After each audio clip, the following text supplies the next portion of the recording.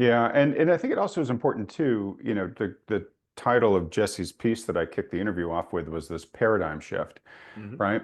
From globalization more towards mercantilism, nationalism, protectionism, et cetera, which in folks, if you've seen past interviews I've done with the likes of folks like Michael Every, they argue that, hey, that's been the way of the world pretty much since time immemorial. And globalization was the aberration, and that period now is swiftly coming to an end.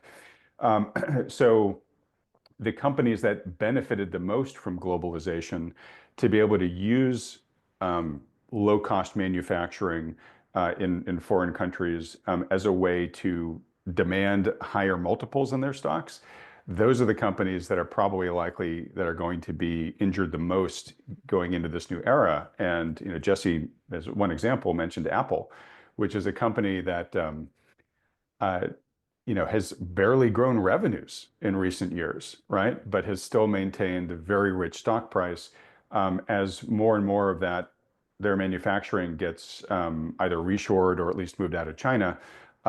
That's one that perhaps may have a pretty big target on its back, right? So that's another thing you got to keep in the mix here is not just where are we on sort of historic valuation extremes, but are we in a new regime that may actually pull some of these things down even more so? Yep.